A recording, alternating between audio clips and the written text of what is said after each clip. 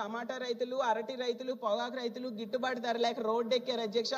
గతంలో జగనన్న 5 ఏళ్లు కూడా కంటిన్యూస్ గా రైతు భరోసా ఇవ్వడం జరిగింది అధ్యక్ష. ఈ రోజు ఈ ప్రభుత్వం అధికారంలోకి వచ్చాక 7 లక్షల పైగా రైతులు కోత విధించడం జరిగింది అధ్యక్ష.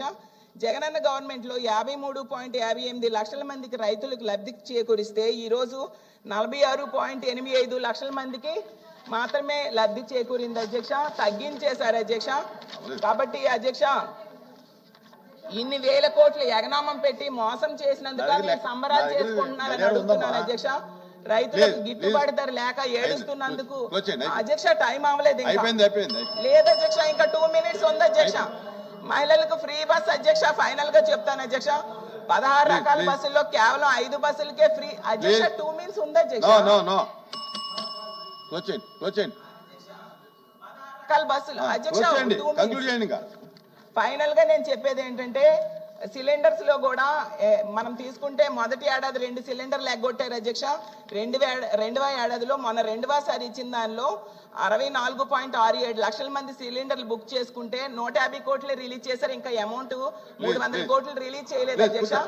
ఇదేనా అధ్యక్ష సంబరాలు చేసుకోవడానికి కారణం? ఫైనల్ గా నేను చెప్తున్నాను ఏంటంటే, ప్రజలకు ఇచ్చిన మాట నిలబెట్టుకోవాలని కోరుకుంటున్నాను అధ్యక్ష. మొదటి 6 హామీలు అన్ని అమలు చేయాలని కోరుకుంటున్నాను అధ్యక్ష. మీరు మోసం చేసిన రైతులు, మహిళలు, నిరుద్యోగులకి దయచేసి చర్చలో పాల్గొనేటువంటి మెంబర్స్ టైం చూసుకోవాలి. ఖచ్చితంగా బెల్ల కొట్టగానే మీరు ప్రిపేర్ అవ్వాలి క్లోజ్ చేయడానికి.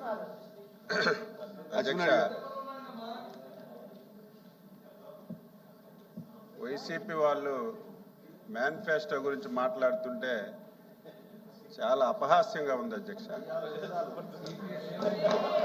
ఎందుకంటే ఏదో ఇప్పుడే వచ్చినటువంటి రాజకీయ పార్టీ ఇప్పుడే శాసన మండలిలోకి వచ్చి ఏదో ప్రసంగాలు చేస్తే కొంతమంది అయినా సరే నమ్మడానికి అవకాశం ఉంటుంది అధ్యక్ష.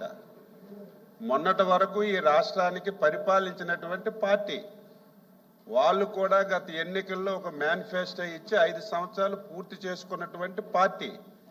ఇచ్చిన మేనిఫెస్టో ఏ విధంగా అమలు చేశారో ప్రజలందరూ కూడా చూసిన తర్వాత మాట తప్పారని చెప్పి తీర్పిచ్చి మాకు అధికారంలోకి తీసుకొచ్చిన విషయం వాళ్ళు గుర్తుపెట్టుకోవాలి ఫస్ట్.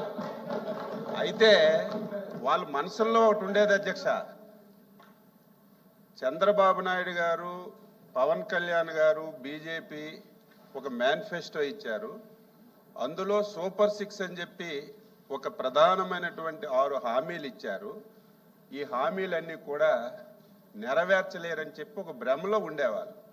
దానికి కారణం కూడా 5 సంవత్సరాలు ఈ రాష్ట్రంలో ఆర్థిక విధ్వంసాన్ని చేశారు అధ్యక్ష.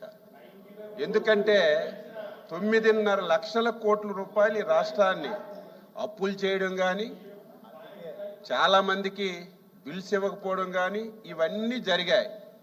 ఇన్ని ఇబ్బందులుంటే ఇచ్చిన హామీలు నెరవేర్చలేదని చెప్పి వాళ్ళు చాలా సంతోషం మనసులో పొందారు. అయితే మేము కూడా అధ్యక్ష మేము కూడా ఎన్నికల్లో సూపర్ 6 హామీలు ఇచ్చాం. అధికారంలో మీరు మాట్లాడనని చెప్పి సైలెంట్గా ఉన్నానమ్మా నేను. మీరు వినండి, మళ్ళీ మీరు సమయం తీసుకొని మాట్లాడండి. డిసిప్లైన్ ముందు నేర్చుకోండి. మీ సభ్యులారు మాట్లాడినప్పుడు మధ్యలో మీరు పాయింట్ ఆఫ్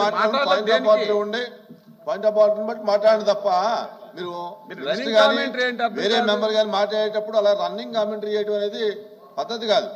ఎందుచేతంటే ఆ మెంబర్ రైట్ ఉంటుంది, మినిస్టర్ రైట్ ఉంటుంది, మీకు కూడా రైట్ ఉంటుంది. మీరు మాట్లాడేటప్పుడు వేరే వాళ్ళు మాట్లాడినా కూడా కరెక్ట్ కాదు. ఎవరు మాట్లాడినా ఇంకో మెంబర్ మాట్లాడటం అనేది కరెక్ట్ కాదు.